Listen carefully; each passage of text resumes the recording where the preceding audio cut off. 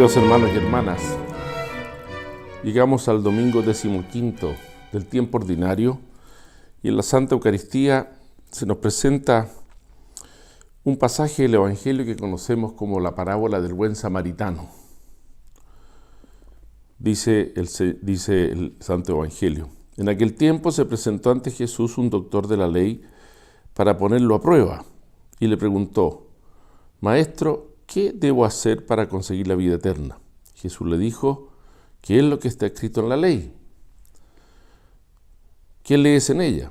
El doctor de la ley contestó: amarás al Señor tu Dios con todo tu corazón, con toda tu alma, con todas tus fuerzas y con todo tu ser, y a tu prójimo como a ti mismo. Jesús les dijo: has contestado bien, si haces eso vivirás. El doctor de la ley, para justificarse, le preguntó a Jesús: ¿y quién es mi prójimo?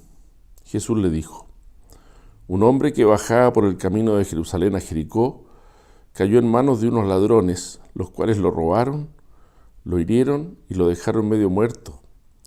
Sucedió que por el mismo camino bajaba un sacerdote, el cual lo vio y pasó de largo. De igual modo un levita, que pasó por ahí, lo vio y siguió adelante. De igual modo, pero un samaritano que iba de viaje, al verlo se compadeció de él.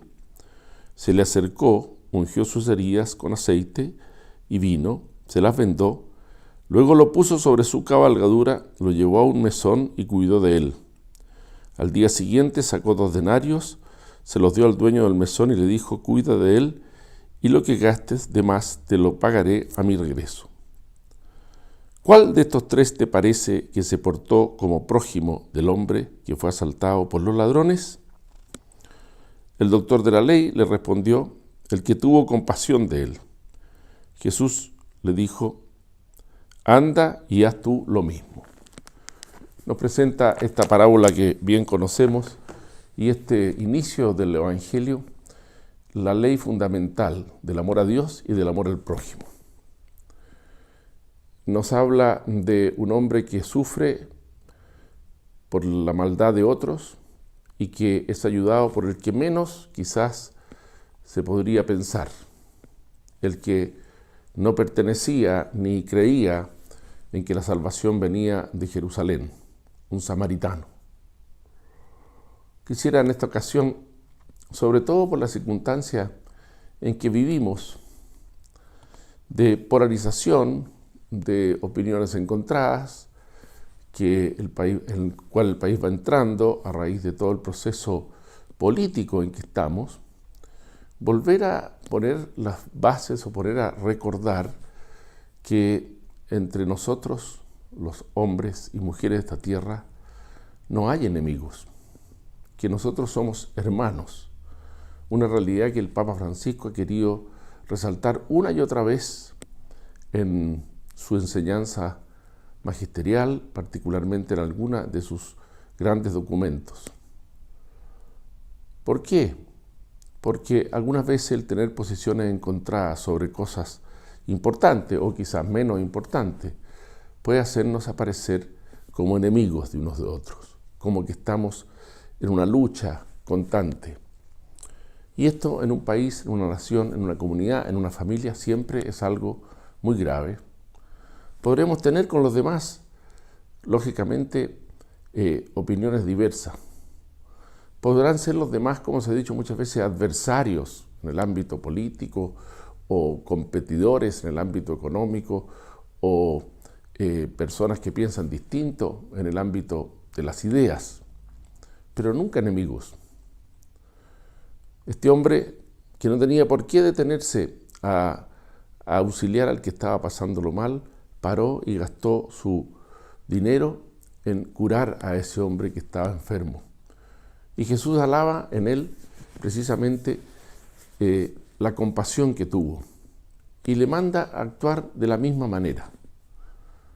Quizá en estos momentos, cuando vemos que hay tanta contradicción en la vida del país, hay momentos de enojo, hay momentos de confrontación, deberíamos recordar una vez más que todos somos hijos del mismo Padre, que todos somos hijos del mismo Dios y que si bien entre nosotros puede haber diferencias, algunas veces importantes, hay algo que nos une, que es precisamente la filiación divina. Somos hijos de Dios y por lo tanto formamos un grupo que si bien puede no ser homogéneo en sus ideas, pensamientos, lo es sí en cuanto somos la raza de los hijos de Dios. Es importante esto, porque a medida que pasa el tiempo, cara al plebiscito del mes de septiembre, se irán acentuando estas confrontaciones. Y veremos en los demás, algunas veces queremos ver enemigos, personas que quieren destruir el país, otros quieren construirlo de esta manera, otros que quieren, y en realidad hay que excluir esa manera de pensar. Tenemos que pensar todos en el futuro, cada uno según sus convicciones, según su manera de ver las cosas, pero pensando siempre que el hermano, el que va al lado, es alguien de mi propia raza, es de mi propia nación, es de mi propio país. Creo que es muy importante, a raíz de esta parábola y de esta enseñanza del Señor que nos recuerda la ley principal: amarás al Señor tu Dios con todo tu corazón, con toda tu alma, con toda tu mente, saber comprender las diferencias, incluso en las cosas importantes, y saber que la manera de actuar de los cristianos no es vencer, sino convencer.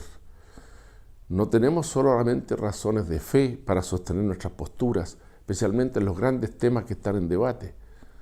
Tenemos razones también de orden natural, conforme a la naturaleza humana. Nos oponemos y estamos en contra de determinadas conductas y maneras de actuar del ser humano, no porque estamos en contra del ser humano, sino que porque esas maneras de proceder van en contra también de nosotros mismos y terminan por destruir la comunión que debe haber entre todos los hombres. Estamos en un momento en que es más que nunca necesaria la unidad en aquello que es esencial. Estamos en un momento en que tenemos que darnos cuenta de que la confrontación llevará a la división, como es natural, y esa división no hace bien a nadie, perjudica al país, perjudica a las familias, perjudica a las personas que están cerca de nosotros. Y lo digo especialmente porque estas diferencias pueden darse incluso dentro de una comunidad cristiana, dentro de una misma familia, y tenemos que aprender a respetarnos. Este hombre se detuvo y gastó lo que tenía, puso al hombre arriba de su cabalgadura y lo curó. Cuando veamos que hay personas que piensan distinto que nosotros, cuando veamos que incluso en temas importantes, como por ejemplo el derecho a la vida del que está por nacer, la muerte digna, el derecho de los padres a la educación de los hijos, actuar siempre en conciencia y tantas otras cosas más que están planteadas ahora en la confrontación o en el momento que está viviendo el país, pensemos que la gente actúa de buena fe. Es un principio muy importante de la doctrina cristiana. Pensar que las personas tienen un pensamiento de bien, no de mal. Por eso, al iniciar este tiempo que se acaba de iniciar esta semana con la entrega del proyecto de nueva Constitución y empiezan todas estas opiniones en el país, reafirmemos la idea fundamental de que todos somos hijos del mismo Padre de los cielos, somos miembros de una misma nación que se llama Chile, somos miembros de una misma comunidad y por lo tanto tenemos que resolver las cosas sin tratarnos como enemigos, sin perseguirnos, sin violencia, sin palabras altaneras, duras o condenatorias. Tenemos que saber debatir con las ideas y las ideas se manifiestan con la razón y se explicitan con la razón. Que cada uno tome en cuenta estas palabras para que cuando llegue el momento de la discusión pensemos, hay algo más grande, hay un futuro, hay Chile, como nos dijo el Santo Padre indicándonos, hay Dios, hay un bien que hacer a muchos que están heridos por el camino y todos tenemos que hacerlo. Y algunas veces, como en la parábola, el que lo hace precisamente no es el que aparentemente era el más indicado. Que vivamos con caridad, con justicia, con amor, con compasión este momento que empieza a vivir nuestra patria, que es un momento muy importante, es un momento muy delicado, porque nos estamos jugando el futuro en cosas esenciales para nosotros y para el resto de los hijos de esta patria que vienen después. Pongamos en la mano este tiempo que vive el país de la Santísima Virgen, Nuestra Señora del Carmen, y pidámosle a ella que nos haga vivir como hijos del mismo Padre, aun cuando pensemos distinto. Con mi afectuosa bendición.